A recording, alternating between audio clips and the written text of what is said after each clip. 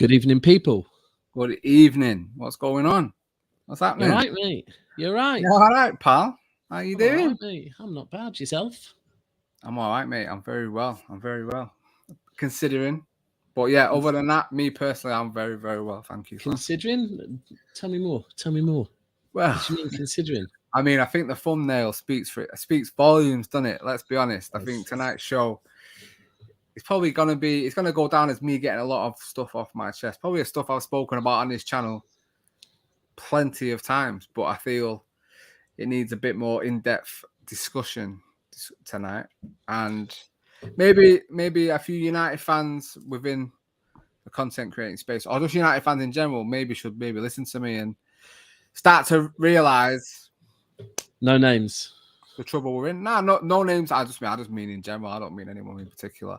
Cast, but no, in particular, I mean like, yeah, you know what I'm saying. I think it's about time that United fans wake up, smell the coffee, and realize that we're in big trouble, bro. We are in big trouble, and it's about time Honest Aaron came out, or Honest AA, and started to lay some truths down. But yeah, we'll get into it. But we will indeed. Do you want to quickly just go through the comments? I'm just going to make sure that admin is out. So big up everyone locked in so far. It's all good to see you on a Tuesday evening, as always. A City United, two legacy fans chopping it up, talking about their clubs from the greatest city on earth, Manchester. I'm in the red corner, battered and bruised, been knocked down 6 or 7 times, but I'm still here, standing up, fighting. It's AA, representing Manchester United. And over there, Smug McSmuggerson. I'm not smug. I'm pretty smug at the moment, to be fair. Well, I don't blame you, mate. And yeah, representing the blue side of Manchester, you know, going for the 3-peat, looking good after the weekend's fixture against West Ham. The man like daps. So yeah, let's get through some comments quickly. Big up Charlie locked in, saying yes, people. Ilias, as always, it's good to see you, my bro. Patman, another regular here. Yes, Patman, what you saying, bro? Josh Smith, big up. Thank you for locking in. Leonard London, thank you. Appreciate you locking in. Nick Saunders as well. Bigging up that. Nick, what you saying? I mustn't be here yet. I mustn't can't see me. Kumar, thank you for locking in and spending your evening with us. Also, Clinical, big up my guy. Thank you for locking in. And yeah, it's, as always, we thank you so much for spending your time with us. Man like Jamie Pearson as well. Big up, lads. Big up to Jamie as well, mate. Hope you're feeling okay. Hope you're doing well, especially after the weekend's result. But yeah, that's what we're going to dissect and talk about now. I feel like we could probably talk about City quite quickly. I don't think nothing's changed. Well, I'm just because I know Ilias just said check out Fabrizio Romano's tweet. So I'm checking, and I'm checking. I'm not saying I'm checking. I'm checking. While he's checking, don't forget to like the video. Come on, let's smash the likes nice and early. Let's not mess around. Do you know what? It's always 100, but let's smash them likes early. 39, 40 of you in here. Let's get them likes. Every single person as you join here, 40 of you. Let's make this one right, because I keep saying I want 200 people on the stream on Never a Fail, right? And it's getting really close, yeah? And the easiest way to get there is to smash the likes as early as possible. 40 of you in here. Get every single person, please, the little like button, turn it dark grey, and that'll help push it out to more and more people. Ilias, so I presume you're talking about the tweets about Sergio Gomez deal with Anderlecht, and that we were tempted to loan him out, but we're tempted to now keep him in the first team. Is that what you're talking about, Ilias? I don't know if you're here to try and troll me on Bernardo Silva again, maybe. So we will see. But yeah. I mean, sorry, I'll just need to do one more last admin thing, and then my phone will be down. And I promise you, anyone that lives near to Bedford that wants a role managing socials. The good thing about socials is you can do it anywhere in the world, mate. You don't have to be Bedford, does it? That is very true. That is very, very true. Yeah, actually, you're spot on. But you know what? I'm kind of like, if someone was to come on and be part of the team, it would be even better if they could be in the studio with us and, you know, feel like that. But I hear you. But, or anyone's yeah, willing to drive to Bedford. That every can day. also be done. Don't worry about it. Every single day. Right, nearly done. Please join us and smash a like. See, this is the thing, people, with YouTube, right? Until you get to like a channel that's huge, like Turkish London or DR Media or the Football Terrace, you're just so bothered about like making sure that it goes out to everyone, and you have to do all the socials, and then you seem really what's the word, really right. But my phone is down now, so here we go. Right, so Manchester City, thanks for everyone being here firstly. Of course. What's to be said? First game of the season, first actual game of the season as well. Yes, Bailey, I don't mean first, I don't mean the Community Shield. I'll be honest, I went into it a little bit nervous. Last season, West Ham, which was only actually 3 games ago, last season, West Ham were really good at the London Stadium. We're 2-0 up at half time. When I looked at the lineup, obviously Ake at the back. I don't know if Ake and Diaz at the back, but I like Cancelo and Walker. I love the midfield. Gundogan, De Bruyne, Rodri. And you can't look to the front 3 with Grealish, Haaland, and Foden out wide right. It's like they've never played together. But to have those 3 in midfield is a really Burgernip. So I'm going to answer you in a minute on that. To have those. Actually, what kit is that behind you? So yeah, I'm not. This is not me throwing the toys out the pram, by the way. Well, it is and it isn't. It's a joke. So it's not United. For the first time on this show, there's not a United shirt behind me. What is it?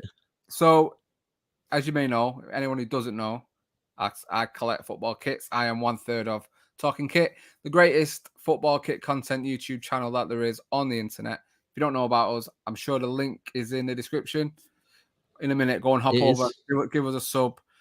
New video dropping this week at some point. Make sure you watch that. So basically, anyway, I was out with my lovely lady and I think it was with the baby and the dog. And she just pushed me into a charity shop. Obviously, I go charity shop hunting every now and again, looking for shirts. She pushed me into the shop at the end of our road. I live in Mosley, which is a suburb, outskirts of Manchester, very semi-rural, very scenic, very nice. And I saw this, and it's actually a match-worn Mosley shirt. Right. So it's got number 6 on there.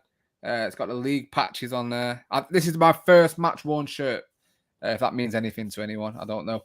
Yeah, it does. So it's actually worn by someone in an actual game. Mosley shirt. I was mean if anyone cares, kind of thing.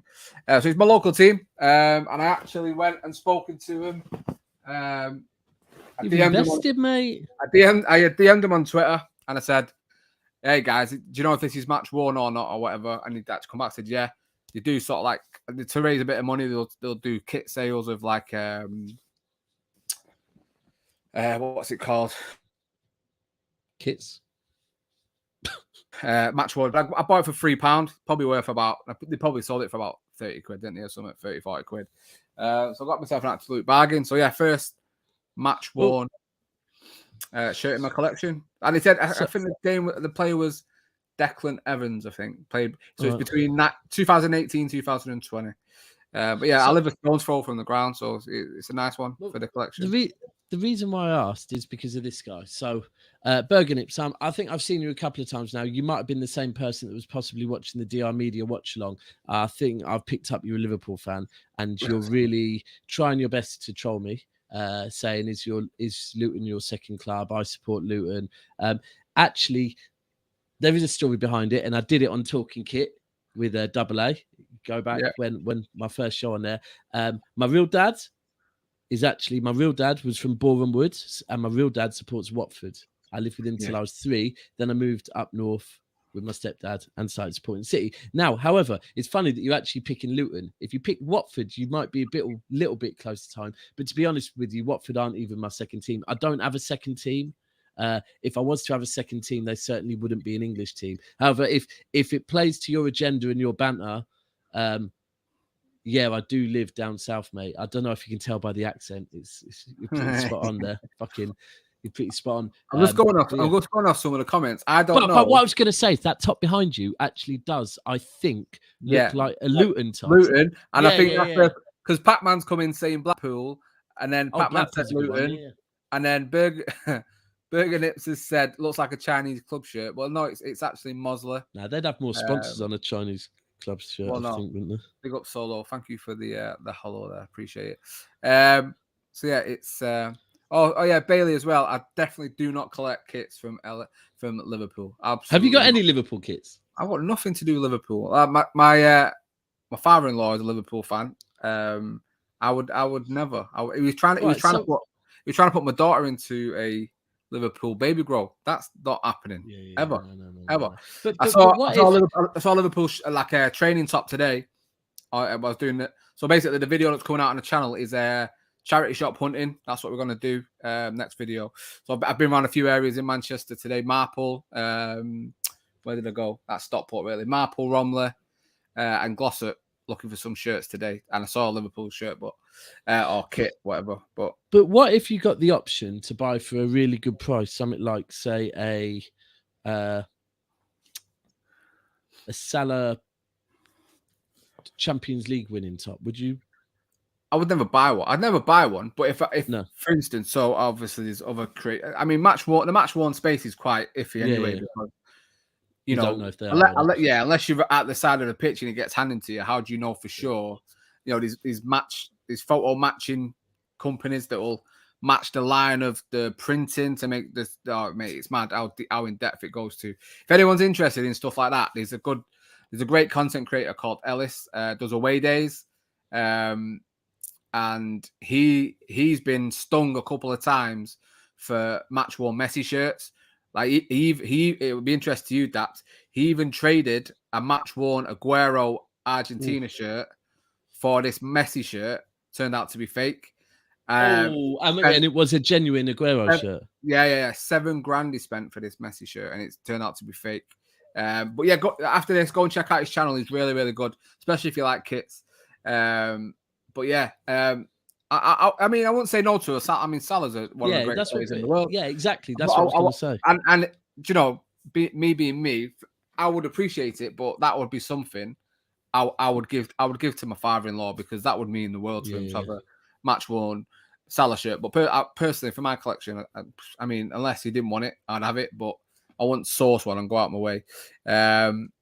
Bailey, Double A, what's your name? My name's Double A, obviously. As Ilias has told you, it's Double A.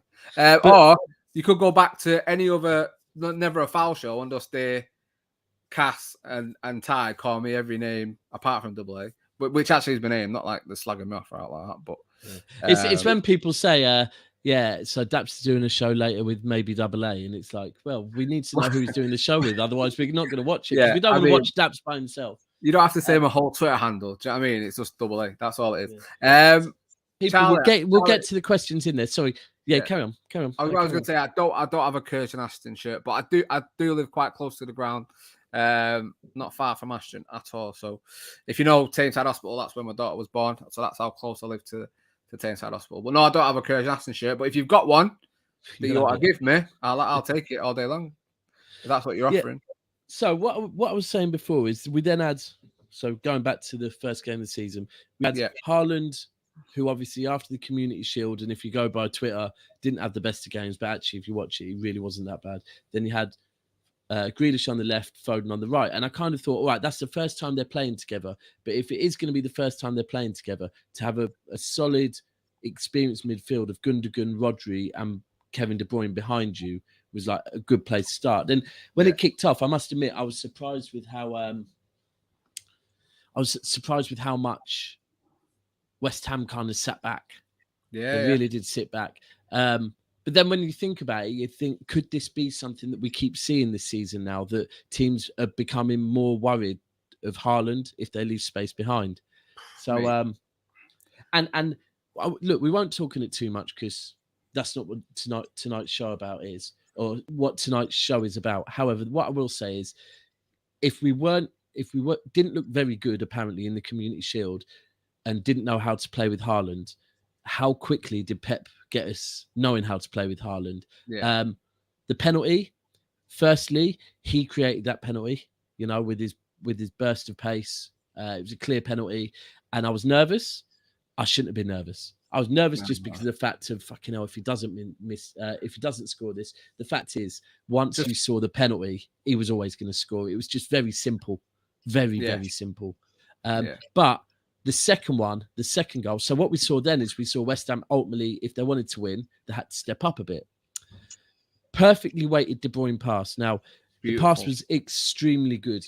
Beautiful. But what I picked up on was the way, again, Haaland's burst of pace. But if you watch it, Haaland does not touch the ball, right? No. The weight of the pass is so perfect that because the ball's coming at this angle, Haaland's coming at this angle. Yeah. Instead of touching it and maybe taking it away, or he just lets the ball keep running and knows for me to open up my body, I've got to get the other side of the ball. So just let the ball keep running, no touch on it, step to the other side of the ball, opened up his body, and it was just, do you know what? It was so refreshing as a City fan to see a player go through one-on-one with a keeper, and it just be, there was only one thing that was happening, and to see the technique, man. And then, to be able to pull him off. I don't know if you saw the interview with Roy Keane. I didn't. I've not seen it. No, it wasn't awkward. It's almost like the Sky Sports presenters made it more awkward. Yeah. Because like something, I can't remember what was said, but Keane was saying, it's scary if they keep him fit. He could really score, like, forget 20 goals. He could score 30, 40 goals. Yeah. And he was talking him up. So I can't remember what was said now, but something was said. And then they all just started laughing and looking at Keane. And Keane was just there kind of. And then but Keane didn't say anything. Then like, oh, is this getting really awkward, Roy? Shall we move on? And he's just like, and you're thinking, you lot are going to push this agenda 100%. All season. But yeah, it's good to see 100%. Alvarez come on. And yeah, it's just good, man. Before we move on to your team, we'll probably move back to City in a bit, but we definitely need to. One thing that's obviously, I spoke on this the other day on the stream, that I woke up, I had a ticket, but Steve and I had a chat, and Steve got me the ticket. When he told me he had the ticket for me, I was like, great, I'm going to have to cancel DR. He was like, no, you can't. Now that I'm not doing as much, we need you to go and represent. And I was like, all right, but I don't really want to do watch-alongs the whole time. But he was like, no, but you need to. So then when I woke up Sunday morning, right, and the first thing I see is Cassie's already up in Manchester. Ty's on the way up to Manchester to the game. I'm looking on Instagram. I'm seeing like Steve on the way to the ground, other Blues. The sun's shining, and I'm not going to lie, I was a bit like, I really doesn't feel right. I need to be going to the game. I've got a train down to London. Then I'm bumping into loads of West Ham fans on the train down, a couple of City fans, and it was just like, fucking hell, man. But I'm coming up on Saturday with my daughter. So managed to get 2 tickets, front row in the family stand. I'm not taking her in the south stand just yet. I don't think she's ready for that just yet. So looking forward to getting up there. The other thing is, I just feel, like we got our first hit of the Premier League, and then we stopped, and we've got to wait 5 days for the next hit. That's it. Yeah, this is it, mate. Like, say, that Friday night, obviously we had the Arsenal game, and it was just good to have proper football back in it. Like, you can't beat it the whole weekend. Obviously, I think they were missing a Monday night. They should have had the Monday night game. I think so. Yeah. I think they needed a game the whole every day that weekend. But I mean, I said last week, and I'll stick by it. I wasn't looking forward to the start of the season, mate. I knew we'll get onto it in a minute, but I was right. I was right with what I've said. I'm not being a negative Nelly. I just feel. I just know this club very, very well, and so it wasn't in a way.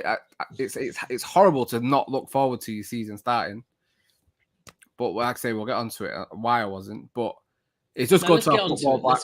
It is. Let's do it. Let's do it then. So it's it's over to you really. Although people might think there's a meltdown at City at the moment because apparently we need a left back still. I mean, I do think we need a left back, and if Bernardo Silva goes, despite the fact that. The club Manchester Evening News have said they've spoke with City, and City have said they've received no offer. they'd have to receive in excess of 80 million to even consider the offer, and they'd also have to have someone lined up. So there's no meltdown over here. However, I certainly tell from Mr. Double A that there might be one over that side of the city. Listen, I'm not even angry, bro. I'm not like I don't know if you thought I was gonna come in and start ranting and raving. I think I'm quite composed with it. I'm quite laid back because everything that is happening to Manchester United, I've seen it coming. This has been coming for a very long time. I've had conversations with Reds. I've had arguments with my own father about this happening, and there's been times he's tried to not back the Glazers, but he's kind of said, you can't blame them. They're business people, this, and this. And I'm trying to tell him, like, and he actually said the phrase I've said to him a million times back to me. And I've just felt, when you just feel justified. He was like, we're not going to do anything while these owners are in place. And that's the exact, I've said that since, well, maybe not 2005, but I was at a protest in 2005.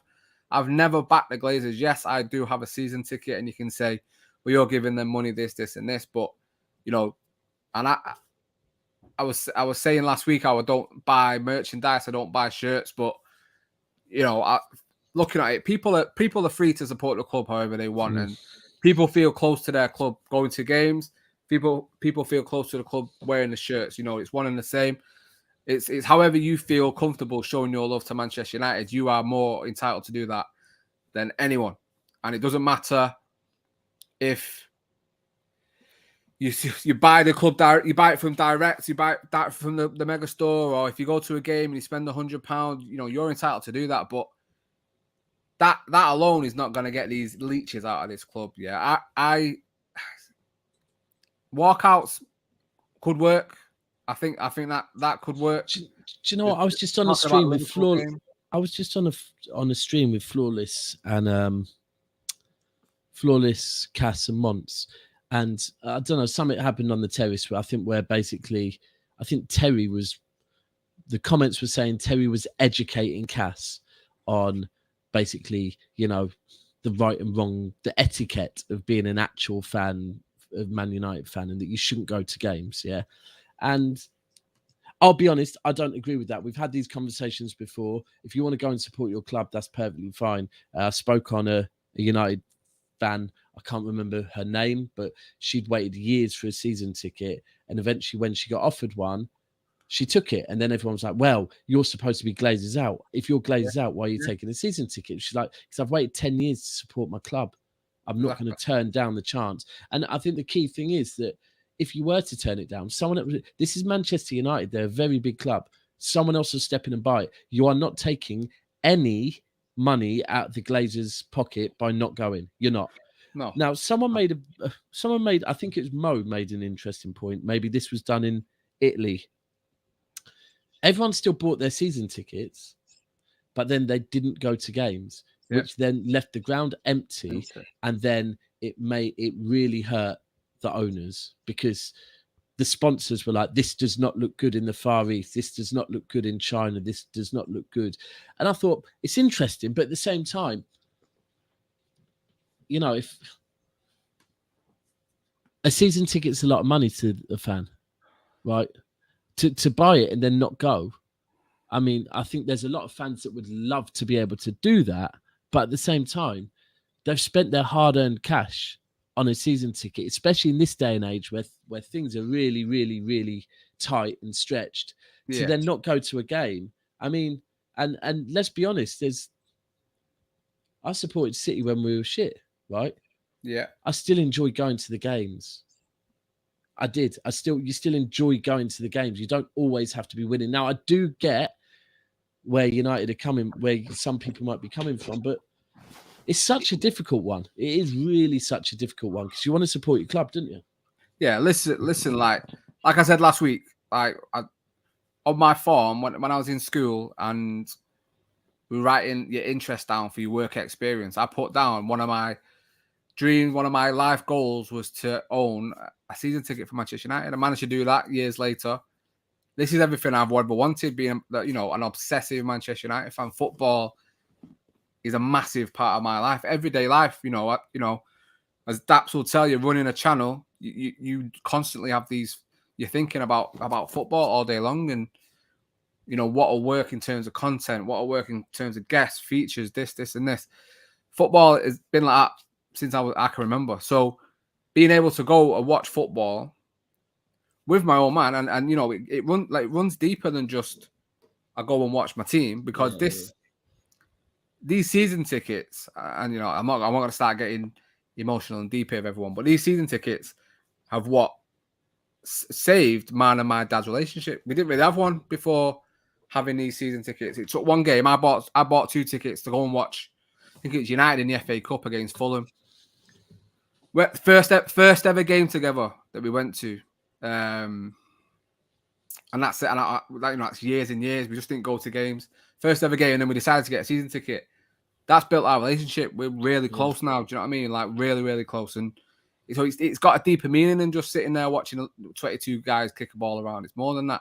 But I'm very happy, and I was gonna say it, but it seems like I'm throwing the toys out of the pram, and I'll explain why this misconception about Manchester United throwing the toys out of the pram needs to be put to bed. I'm very happy now not to go to another game this season. I will. For real? I will stop going to games if it's getting backed by enough fans to stop going to games, so our voice is heard at the displeasure of how our football club is being ran into the ground. I will back it, mate, 100%. I'll go to the protest. I've been to the protest. You know, I'll leave at a certain minute. I will just not go at all. I'm very happy because you need to remember the end goal. The end goal is for us to have our club back, and for us to have a club that is it's not even to be competing for trophies. It's just to have a club back that is being run for a football club and not someone's someone's piggy bank. And this is the misconception I want to get out there, that football fans of other clubs need to really realize. I see a lot of this about. There's a comment earlier about, well, the Glazers have spent this and the Glazers have done this, but at the end of the day,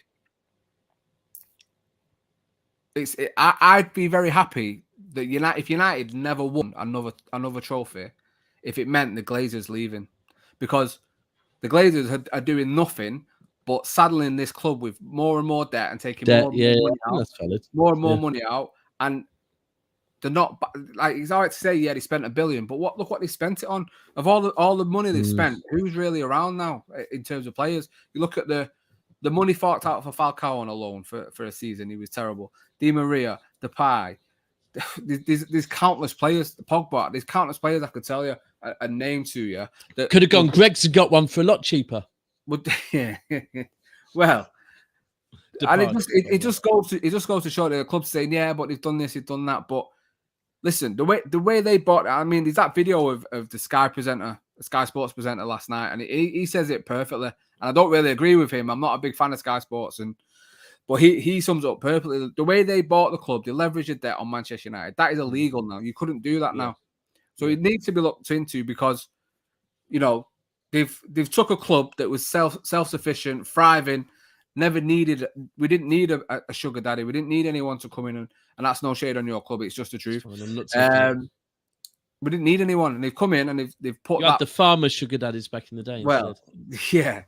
So if you look at the debt, the debt was 600 million, I think, or 600 and something million.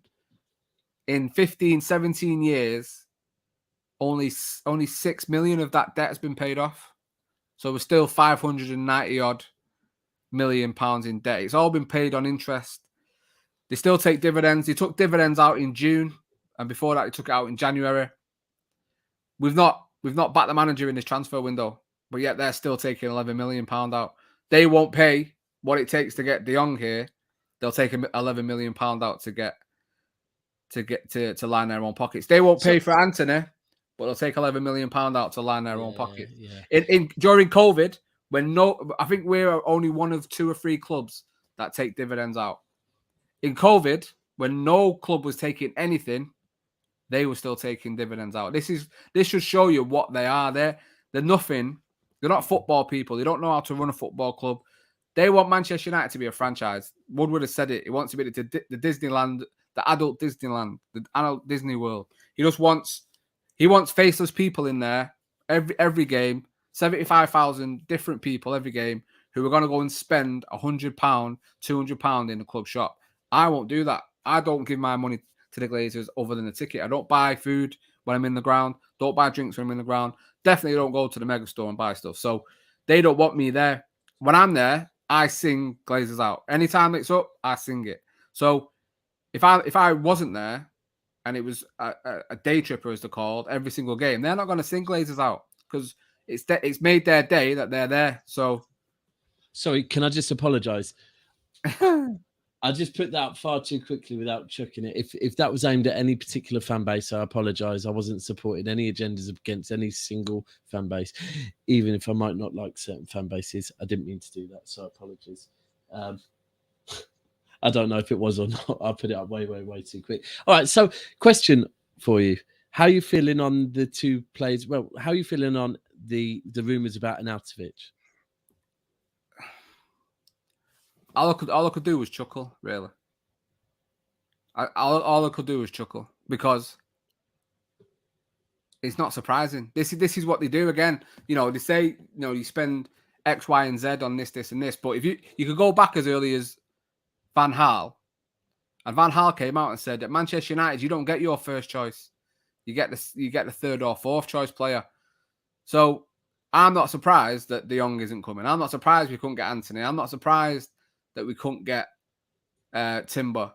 The only player that we've got that's first choice is a backup left back in Malacia. Yeah. Martinez wasn't the first choice; it was Timber. Eriksen's a free signing, so I'm not even counting that as a signing because it's a free signing. No money's been paid to anyone. So it's not surprising that Rabiot is now being linked, and we're looking like we're getting Rabiot, a player we shouldn't be going anywhere near. I mean, it's not bad. It's just what you.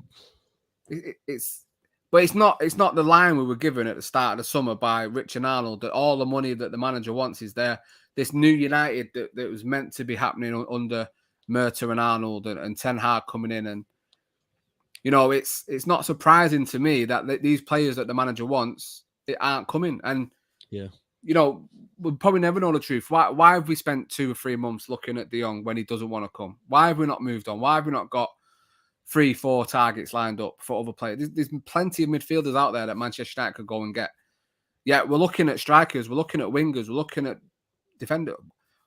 How are we the only ones that can see that midfield is championship level? How are we the only ones? The people that don't know football, apparently, the people that just pay the money to watch it aren't really clued in on it. We can tell that McTominay and Fred are 2 of the worst midfielders in this league, easily. McTominay especially. I said it to my dad, and I'll say it. I probably said it here. He is the worst player I've ever seen at Manchester United. I'd take Kleberson. I'd take Djemba. I'd take Bellion. I would take any player that's put on our. I'd take William Punier. If you know who William Punier is, I'd take him back. Yeah. McTominay is the worst footballer I've ever seen at Manchester United. He's not even actually a footballer because he's terrible. Chelsea fan, thanks for commenting. I've seen some nice comments from you as well, actually, just before I put the others up. Who are they? Saying Arsenal fans are obsessed with Daps. There's certain Arsenal fans that really are. They're slightly weird. Not all of them, but some. There's 1 or 2 that are very weird, and you'll often find it's the same one who creates multiple accounts, to be fair. And then what was the second one he said? Daps, you could get varicose veins in your legs if you keep stood. That might be so, and I've got a new studio being created at the moment where I will be standing a lot less. However, the one thing I will say is before I started doing this and standing up so much, my legs and my feet were really bad, and they've got a lot better by standing up. So I think it's probably, I don't stand up all day long. Don't worry, I work in an office behind a screen where I sit down a lot of the day, so it's probably good for me. But appreciate that. Then the ones that I was going to put up from you, but I thought I'd put those up first, was you said West Ham is the most sold out stadium in the Premier League week in, week out. Arsenal is second. And then you said impressive from the Hammers and Gooners as their stadium is 60k. Now, I agree with you. It's impressive. It's impressive for any fan base. I think you could also throw that Newcastle and where Newcastle are is even more impressive because when West Ham, and this is no shade on West Ham, they're a passionate group of fans, but when West Ham's season tickets came out, my friend lived down in London and they was so cheap at the time that he was like, and he said to me, I'm thinking about getting one. And I was like, why? You don't support West Ham? He goes, well, it's a couple of Premier League games I can go to. But then, to be fair, even if I go to 4, I can sell the rest to tourists. Because in London, there are... And if you're from London and you've never been up north, you probably won't really appreciate it as much. How big London is, yeah? Manchester is a city. Birmingham is a city. Leeds is a city. Let me tell you, yeah, they're nowhere near as big as London. I've been to London. London is big, isn't it? It's a big city. Secondly, there's there's a lot, like, it's probably overpopulated, to be frank with you, and there's a lot of fucking money in London. There is a lot of money, right? And you go up north, and do you know what? I'm not gonna, because this could be me trying to defend my club and defend certain things. I'm not going to do that. I'm going to skip Manchester and head all the way up to Newcastle. The cost of living the average wage in Newcastle is a lot less than London. So, of course. And ultimately, I was having this conversation with someone the other day saying, you will find more Man City fans year in, year out, as we win more and more. Little kids starting to support Man City. They like Batman, they like Spider-Man, they like people that are pretty successful. So naturally, they'll be drawn to City at the moment. Of course. But then I do believe in places like Liverpool and places like Newcastle, and there are other places all around the country, you probably won't, to be fair to you. Like the Newcastle bunch, they're pretty, we support Newcastle. So I think, although you're right, salute to Arsenal and West Ham for selling out their grounds, but you've also got to look at teams like Newcastle United and how difficult it is for them to sell out their ground with the cost of living up there, but they're still doing it as well. Exactly. Carlos, these are... Kieran put so Kieran sort out recruitment. The problem with United, it's not the most attractive club to join at the moment. They only get big names because they offer massive wages, but that's part of the problem. Listen, I mean, the recruitment is not the problem. This is way bigger than recruitment, Kieran. Yeah, United's problems start at the very, very top. The owners are the problem. They've caused this culture of giving jobs to their friends. Obviously, Woodward helped leverage the buyout. He was then CEO, allowed to play football manager for 10 years, not having a clue what he was doing. Never played the game before, it's clear, obviously. Buying a cropped Schweinsteiger and acting as if he just bought Prime Messi. Yeah. So, it's way deeper than the recruitment. The whole club they just need to sell. They need to allow it to be taken over by people who want it to be successful. They don't want Manchester United to be successful, and this is the problem, you see, because if they did, they'd have people in there that wanted to be successful. They don't have the best in class. Look at Manchester City, and it's for any true red, for any real Manchester United fan, especially if you're from Manchester, especially if you're, for me to say, look at Manchester City, because that's where Manchester United need to be, or be looking at and striving to be towards. That's a dagger in the heart, let me tell you, because that's never been the case. And the fact that we're here now at this moment is just a testament, or it's just the cause of what the Glazers have been doing for 17 years. So they don't want the best analogy I can use, or the best comparison I can use to try and tell you exactly how the Glazers see Manchester United is, obviously they're from America, so they own the Tampa Bay Buccaneers, who recently won the Super Bowl. But the biggest club, or the biggest football team in NFL is the Detroit Lions, Dallas Stars. Sorry, not Dallas Stars, Dallas Cowboys. I'm getting my teams mixed up and my sports mixed up. Dallas Cowboys, Dallas Stars though as well. Yeah, the ice hockey, innit? I like my ice hockey though, by the way. But anyway, Dallas Cowboys, biggest team in NFL, the most successful, or in terms of the most famous, the richest, bringing the biggest amount of money. Haven't won the Super Bowl in years, in absolute years, and they don't look like they're going to anytime soon. Yet they bring the most money in. That's how the Glazers see Manchester United. They don't need to get to the very top, because they believe off the Manchester United name, they can rake it in. And that's what they're doing. So they don't need United. They're happy for United to get top 4, because it means there's enough money coming in that they can still take their dividends out. They've took almost 30 million since January. So you can't tell me that if they got the recruitment right, that they would be better, because they don't want us to be better. That's why they've got Murta in. That's why they've got Arnold in, who feeds you these lies and say, it's coming out that we've been scouting Rabiot for months. That's a lie, because we only heard about it this week. Yeah. Sorry, can I just jump in real quick? Listen, we're only 40 minutes in. We promised this week we're going to keep it down to around about an hour 10 minutes maximum. Thanks to everyone getting the questions in. We're starring a lot of them. It's just at the moment this is a bit of venting, not even venting. This is almost kind of Double A, telling everyone how it is. Or just giving it away there. Oh, Bailey knows my name now. He knows your name now. But to everyone in here, keep the questions coming. We are starring them. We're going to go through them shortly. And please, if you haven't already, below the screen is a like button. Looks like this or this. Please make it dark grey. It helps the channel more than you can imagine. It helps push us out to other people. I guarantee you, if 5 people right now hit that like button, it will push us out to more people. And then if another 5, and it will just keep going up and up and up. And that's all we need. We don't need super chats. All we need is those likes. So yeah, should we talk about the game then?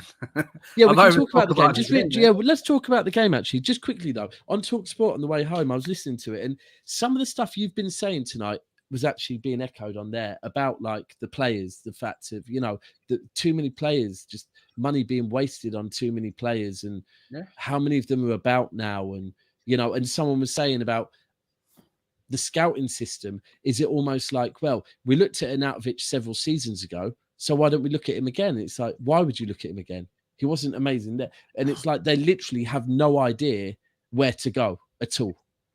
Mate, but then I can go one step further, and we spoke on this before, when a couple of maybe about 7 weeks ago, you were being linked with the ex-Liverpool guy that I think could really help Liverpool's scouting system. Yeah, I can't and it's like, which is great, but why wasn't this done in January? Not now. Why are you looking? And it's again from the top going down, which a few people have said.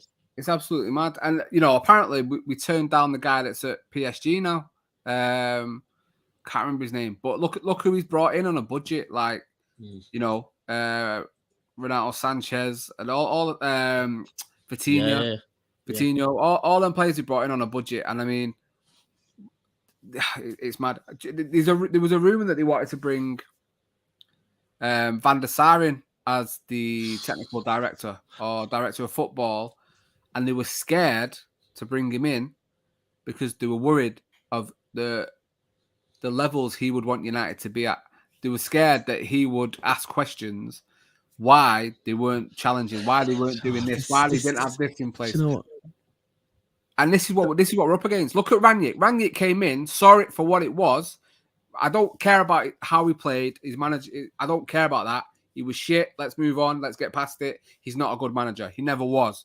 He was brought in to steady the ship, to then help us rebuild the club. And he's got everything in place to rebuild clubs. He's done it several times. Do you know, this goes back on a few shows I've done when I'm talking with, often it's about Arsenal, but I have also spoke about with Ten Hag that if you're an elite manager, you do the interviewing of the board. It's not the other way around, the board interviewing you.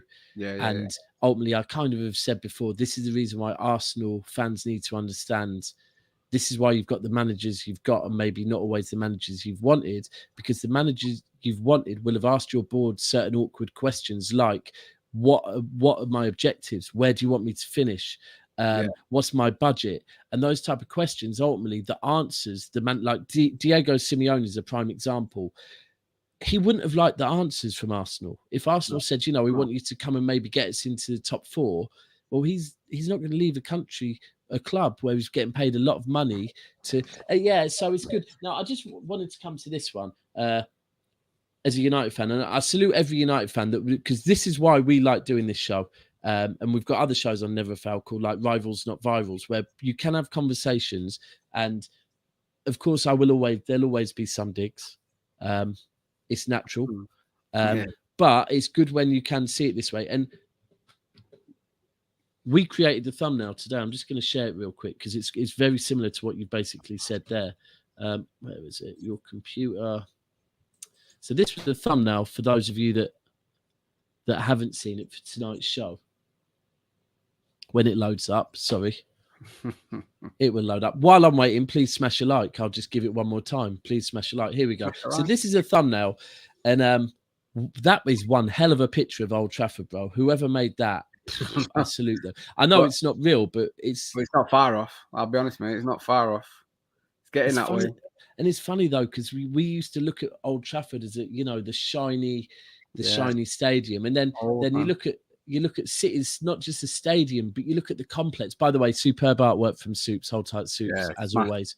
Smashed it as always, big up. But then you look at the title. What we said is the same city, but worlds apart. And it just seems, even to me as a City fan, you've got to remember, it wasn't that long ago that we were having to share training grounds with you because we had to get a training ground built because ours had, in the words of Vincent Kompany, when we took over, there were doors falling off training grounds.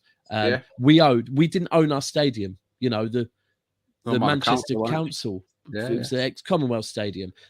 We owed shitloads of money because Taxi, I think his name was it. Sinatra. Taxi Sinatra. It's funny. It's actually similar. It's actually kind of, his first name is kind of similar to Tiki. But anyway, he'd spent about 120, 130 million on players based on IOUs. So, we were in an absolute shit place, and our owners have come in. Now you look at the complex, you look at the stadium, you look at the fact that, I don't know, Aaron, have you actually seen that new arena that's being built? It's called the Co-op Arena. I drove past it. Like I said, I was raised around that east side of Manchester. I know Beswick really well, and it just looks like a different place, mate. And it's a purpose-built music arena. It looks unreal. And it just is. When you look at, you're spot on that our owners have had to come in and invest a lot of money. And some rival fans will say, oil money's being thrown at. It's like, no, it's a business, and they're investing in their business. If you look at what's going on this summer, potentially maybe now they're like, right, our business is now self-sufficient. We're taking a step back because we're looking pretty damn good, about 170 million, I think, possibly profit this summer. And then you look at whereas Man United, who were the most profitable team probably in world football. We're not anymore, I don't think. I think we're like But third. That's what I'm saying. And now, whereas we've been investing, you were seen as a perfect investment because it was a way to basically take money out and line up their pockets. And it is just crazy. I mean, look, it's such a hard balance because as City fans, we want to say we love to see it. I don't want to see any football club get run into the ground. Let me be clear. I don't. And right now, if I'm being honest, the closest to that would probably be Barcelona. And I love Barcelona and the Catalan. But at the moment, bro, they're making it difficult for me. Do you know they're now trying to take De Jong to, I think, basically they wrote the contract. Now they're trying to take him to court over the contract that they wrote. Yeah, they're basically trying to say it was illegal. But I seen someone tweet today. So I mean, Barcelona are my second team. So at the moment, club football for me isn't going great at all, to be fair. So it's not the fans, it's the ownership. Again, it's the ownership of that club that's running it into the ground, and they're making promises and they're holding off the inevitable. One day they're going to run into massive trouble. Do you know what? I actually saw, sorry, just to finish on that contract thing. He said they're saying that the contract was actually illegal, and they want to cancel it and then revert to their terms. But someone who worked, I've seen someone tweet it. I think I can't remember who saw it now, but I retweeted it off them, and basically the guy's saying that if Barcelona were to make him do that, that's actually fraud. They can't actually make him revert to their terms. He would have to go as a free signing. If they cancelled the contract, he has to just leave. Yeah, well, because it's fraud. They're in trouble. We're in trouble. They're in trouble. They could go quicker than us. So I'm just gonna put this comment up, and do you know what? Viking Football YouTube, if you're watching this, I hope you can take on board that there's no shade being thrown tonight, really. We're trying to have a decent football conversation. And also we are kind of trying to, say this is shit the way Man United are being run. And I'm sure you agree with that, right? However, there is a point to this. At least our stadium isn't named after a fucking company though. And do you know what? There is a point to that. Fair play. You have kept the name of your. Joking aside, it is a bit surprising that your owners haven't actually gone and. There's been rumours that they wanted to be fair. Really? What? There's so many articles and stories have come out that they're looking to sell the naming rights. I just think it won't go down. They're not liked as it is. I don't think, you're seeing apparently they've changed their mind over Arnautovic because of the fan reaction. Right. If there was a your fans do kick back more than most. We need to. We need to, because, mate, how else can we get them out? It's one of them. And the problem with the United fan base is the tone. They're not united, and we should be united because we're Manchester United, but we're not united in any way in terms of getting these owners out of our club. There's too much infighting between fans, and another, they pit players against each other. It's Martial FC against Ronaldo FC. It's Pogba FC. Just shut up. They're all United players. Just fucking support the players, for God's sake. Just on this one, you got gifted that stadium. No, we were basically renting the stadium, right? Yeah. And then we had to buy it. We definitely didn't get gifted it, and ultimately we had to buy it because if you just rent a stadium, then ultimately you're not really securing the future of a club. So one of the first things that owners did was buy it, which makes sense in it as well. In fact, no, you know what? I'll go through and start these, but do you want to tell us about the actual game? You were there, right? Hold tight, yourself, Cass, Ty, the whole Never a Foul clan were up there. Yeah, I didn't actually, like I said to you, I didn't actually get to meet him. I was running late. I was doing enough stuff. Wasn't looking forward to it, mate. And the prediction show, the league prediction show, I was kicking up a fuss about United finishing 7th. Me and Cass had a little debate. He was trying to tell me McFred wouldn't start the game. He owes me. I think we had a bet on it, so he actually owes me now because I knew McFred would start the game. And I seen a comment earlier on before saying, the stadium was full. How can you that's not a way to protest. Listen, it's the first day of the season. There's a brand new manager. The stadium was going to be full. We still support the club at the end of the day. We have to give it our backing to this man because he's coming to the job. A job he's probably worked his ass off for. If the fans out there backing him, like, he's off to a loser, isn't it? And it's not gonna bode well for him. And he probably is on a hiding to nothing anyway. But yeah, the best way to describe that game, Daps, is if you'd have put Ollie in the dugout, if you'd have put Ranić in the dugout, I couldn't have told you that was a brand new season. That was a brand new United. It was the exact same from the exact same type of players. The best two players were the new signings. Martinez, I've heard people saying he got a little bit bullied and stuff like that, but he looked good on the ball. Eriksen had a decent game, probably one of the bright sparks, looking to create every time he got it. Every other player was absolutely shit. And I'm going to pick out the same people because they deserve to be mentioned. Harry Maguire, the worst centre-back what I've probably seen play for Manchester United. He's terrible. He's not a good footballer. He's not a good centre-back. Or he's not a centre-back that I want playing for my football club, that I think is worthy of being, not even the captain, not even worthy to be a Manchester United player. He's terrible. And nothing's changed from last season. And you can talk about giving him a chance and giving this, and this. Nothing's changed. And nothing will change. I don't think he'll ever get to the level people want him to be at. Delo, absolutely terrible. Shouldn't be starting. Shaw, terrible. Shouldn't be starting. Malacia will have him out the team very, very soon. I believe when he gets. Do you think so? Yeah. When he gets a chance, mate. Shaw's not going to have a second look. He's not great. He's not a good player. I don't know why it is, what it is, but he doesn't fill me with confidence. Doesn't look to bomb past his winger. Doesn't look to create anything. He's too happy to pass it back or pass it sideways. I'd rather just be out of the team now. I would have let Shaw go over Tellez, to be honest with you. And people don't like Tellez. I'd rather have him than Luke Shaw. What do you think of this? We were able to play out from the back. We can't play out from the back because the midfielders run away from the ball. The midfielders are scared of getting the ball. One of them does it, but he's not great at playing out for the back. And Fred should be further up the pitch for me. And the other one, you left with McTominay. He shies away from the ball. He's the worst footballer I've ever seen play football. Ali Dyer was a better professional footballer, and he's a liar. So this tells you everything you need to know. Yeah, Rashford, I don't see anything changing in Rashford. Neither do I. I'd say. I think he's done. I think he's actually done. Do you know? It may not be done entirely, but at Manchester United, I think he's done. I don't ever see him getting back what he had.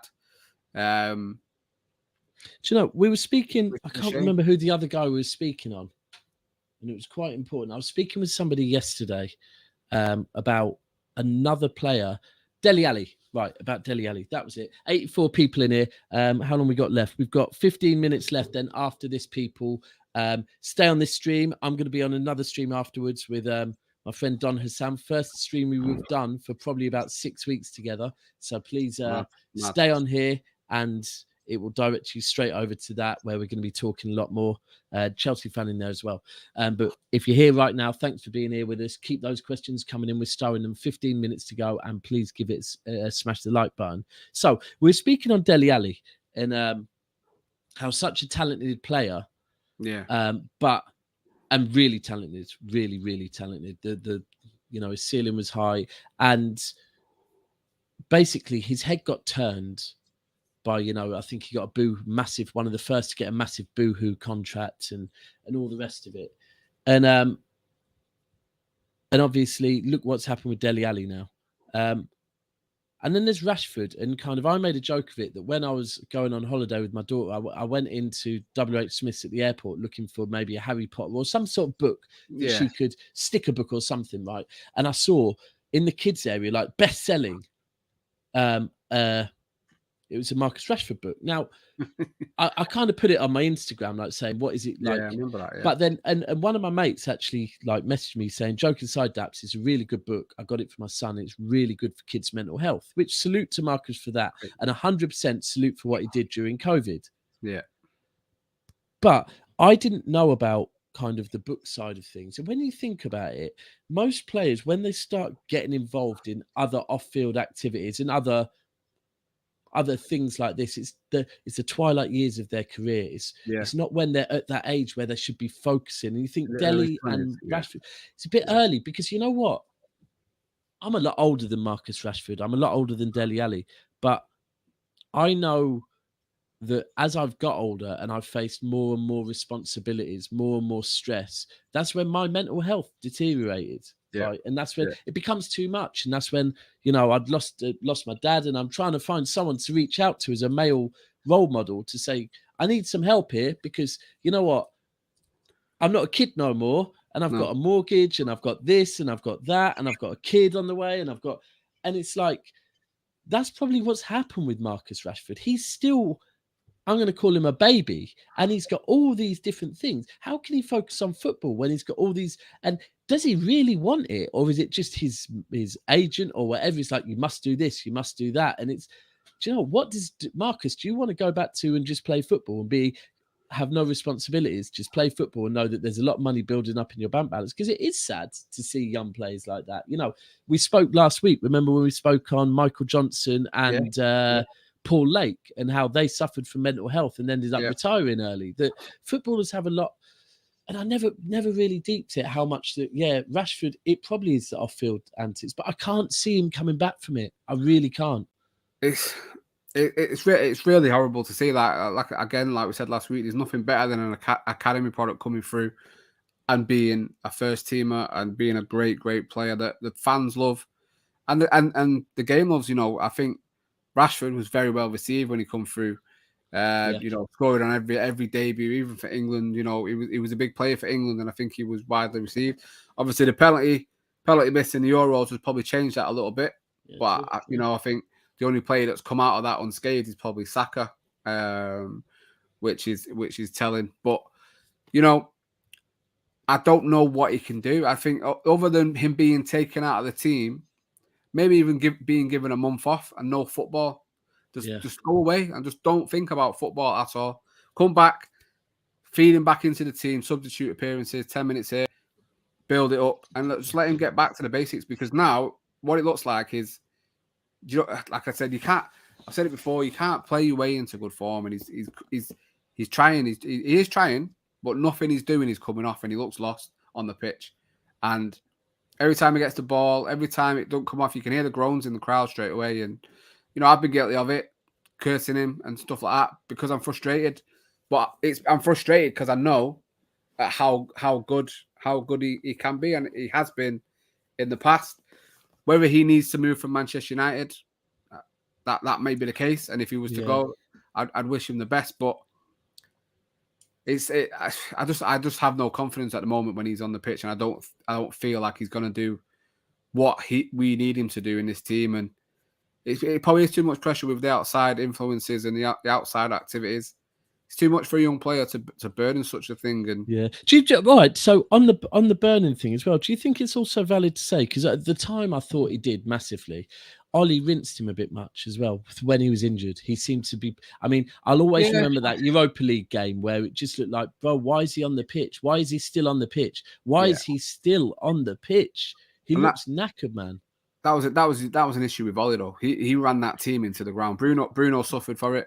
Maguire and Shaw suffered for it. There's a lot of players he ran into the ground, and I think Rashford kind of exposed Ollie a lot when he was saying, look, go in that dressing room and look how many players are playing injured. You've got a squad, Ollie, and that's the problem with Ollie. He never rotated his squad. So there could be a bit of that still. He's still not right from being run ragged for 12 to 18 months. But it's sad, but like I say, I don't see, other than being taken out of the team altogether. But you can't take him out of the team now because look who we're left with. I mean, I ain't gonna get in his back, but Martial needs to go. Martial cannot be trusted in this team. A couple of days before the season starts and he's getting injured, I'm fed up. I just don't want him. I just don't want him near the club. You can score 4 goals in pre-season. You're nowhere near ready when it comes to it and when we need you the most. So just get out of the club, man. Just get out of the fucking club because you're not good enough. You've had too many years, too many chances, and I'm bored of it. You can score all the goals you want when you come back. I don't want you out of the club now. You need to go. But we get rid of those. Like Martial, if Rashford was to get out of the team with no Martial, you look to the bench and we're stuck with Alanga and Ahmad, who's a good young player but not ready. Alanga, he's not good enough. Hannibal, not ready. No. We're very bare. It's not fair to expect, and it's not fair right now. You don't want... No. Do you know what I mean? It's not fair on them to be brought in like that. I'm just going to go through a few quick questions. We've got about... how long we got left? We've got around about 10 minutes left. Hold up. Quick question. Should we sign new first team starting centre mid if Bernardo leaves, or should we wait for Bellingham? I'm going to be honest with you. I'm only going to go by what... I'm not going to act like I'm in the know. So I'm going to go by what Grizz told me on a stream. Is that Bellingham... Anyone that thinks Bellingham's going anywhere this summer are very deluded. He's not, okay? He actually, I believe, at the start of the summer, he said 2 years. He's given 2 more seasons he's given to buy him. But I think one more. I think after the World Cup. But he ain't making no agreements with no one. But what Grizz said is there's only 2 clubs that Bellingham's interested in speaking with, Manchester City and Liverpool. Now, Liverpool fans will tell you, nope, 100% he's going to Liverpool. That's fine. If that's what you think, I'm not going to say 100% he's coming to City. I never said, until the 22nd of March, I never said that Haaland would come to City, although there were indicators he might. None of us know that, but the rumours are that it's between. And I do think the business that we're doing this summer, how we're letting a lot of players go, the fact that Gundogan is going at the end of the season on a free transfer, right? The fact that if Bernardo Silva does stay, he will go, I believe, next summer.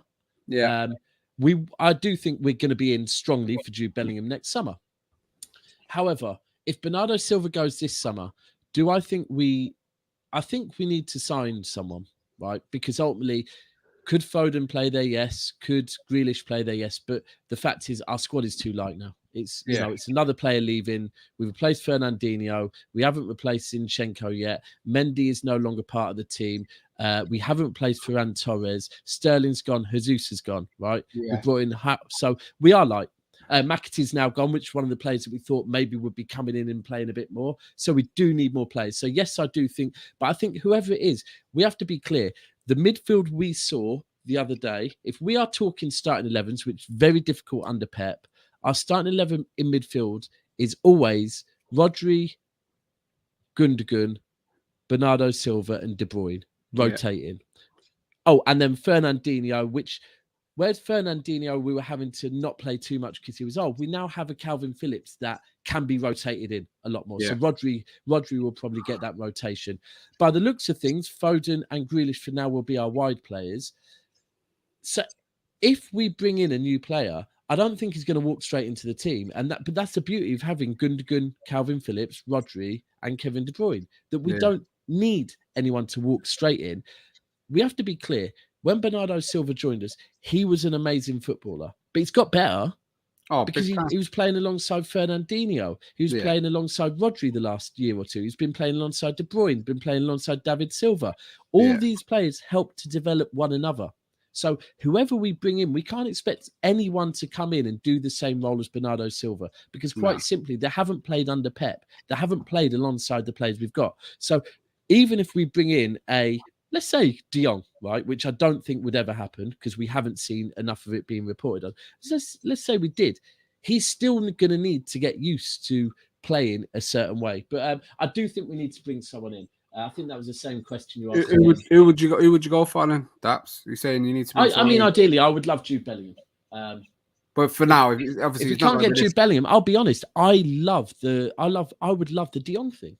I'd love the De Jong thing. I think not only just to annoy you, but I do think De Jong is a Pep type of player. Mate, it wouldn't annoy me. It would annoy Cat. Annoy Cat. Mate, I've not thought De Jong was coming probably since the end of June, because for it to take all of June to get this guaranteed signing, apparently it's definitely going to happen from the end of May. End of June, mate. If he's not done by the end of June, it's not happening. So I've never thought about it. So for me, it's just go and get him. He needs to go. I'd rather him go to you than go to Chelsea anyway. But the thing is, look, with them wanting Bernardo Silva, with them apparently wanting rid of De Jong, if there was ever going to be a chance of Man City getting De Jong, it would have been reported by now. It would have been there because it makes perfect sense. If they want rid of De Jong and they want Bernardo Silva, this could have been wrapped up first week of June, right? It's the easiest thing to do. The fact is, I think deep down, our board, that 17 million that Barca paid, I think our board would be like, fuck off. There is not a chance in hell we are paying that. You still owe us money for a few other players. We are not paying anything else. So I don't think there's a chance. But if we could, I'd like that, of course, for the shithousery of getting a player that you lot have been signing. But also, he is a very, very, very good player. And I mean, Cass made the comment earlier. Rodri and Rodri, De Jong, and Kevin De Bruyne. I mean, that is pretty much Busquets, Xavi, and Iniesta. It's not far off, mate. So, and it does. So for me, there's no chance of that happening. Otherwise, it would have been spoke about a lot more. GB there coming straight in with that, same as you, mate. To be fair, it's spot on. When Cass said it earlier, I thought you are spot on, mate. And even if you switch one of them for Gundogan for the season, again, the same thing. Yeah. So, mate. We've read that one. What other ones are there? Just these ones from earlier. It was a bit weird seeing the picture of Daps just listed as Man City fan on the after game thumbnail on YouTube. Is what it is. Is what it is, man. Is there any scenario when Ten Hag walks? Yeah, I think there is. I think there is. I think more chance of that than him getting sacked. I think. Yeah, I don't think. Listen, I think, but then I don't know because he's apparently there was something fed today that.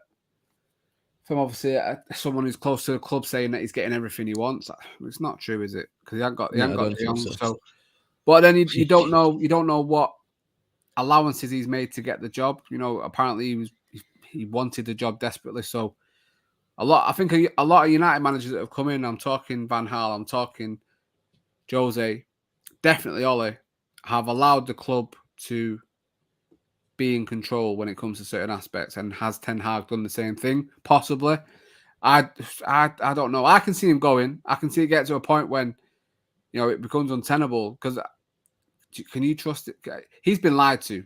He's been lied to from the conversations that he had for the interview. Because I believe, like you were saying earlier, that I think he was taking the control. He was interviewing the board. Yeah. It wasn't the other way around. They've let him down. They've effectively tied one hand behind his back. And for a new manager to come out when we've been told by the CEO that the money's there for him to spend, for him to come out and say, if I don't get the player I want, De Jong, I will have to work with what I've got.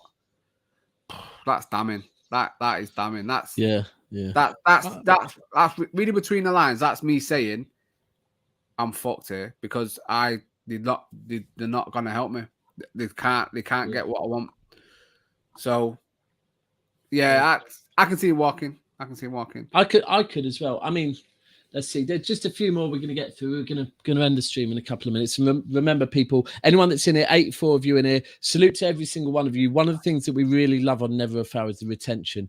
It really is crazy. I saw a number earlier on a video from the other day, and the retention is elite. And when I'm not going to say it because unless you understand it, it might not sound that good. But the retention we are getting from start to finish is absolutely amazing. The likes are amazing. But if you haven't lit up that light yet, please light it up. It really helps to push us out. Paqueta's another one that we're being linked with. Right, so just to really quickly touch on Bernardo Silva for the last time, and there's someone made a comment that I'm actually going to bring up. So Barcelona, and it's always the same Barcelona outlet that is reporting that Barcelona have said, and this is the funniest thing. Do you know what came out today? Double A. Apparently, Barcelona are saying that they've nearly got a deal agreed with Manchester City for 50 million, right? for Bernardo Silva. So a player that was our most used player last season, considered by most as one of the best players in the Premier League, and apparently City have agreed to sell him 50 million. It's then come out from Manchester Evening News that Manchester City has said they've received no offers. Now, that makes sense because ultimately, Barca, how are you offering when United haven't bought De Jong yet? Exactly. Right? Exactly. So City said, we haven't received an offer yet. We don't want to sell him. But if he's adamant he wants to leave and we get offered 80 million plus, and it would have to be, and then we go out and manage to find a replacement by the time the transfer window shuts, we might entertain it, but it has to be in that region. So they're not even close. And it's just this, I don't know what he's up to. I'm sorry. I didn't like Barca's previous chairman. I know you mean. He was worse than, but I fucking hate Laporte even more.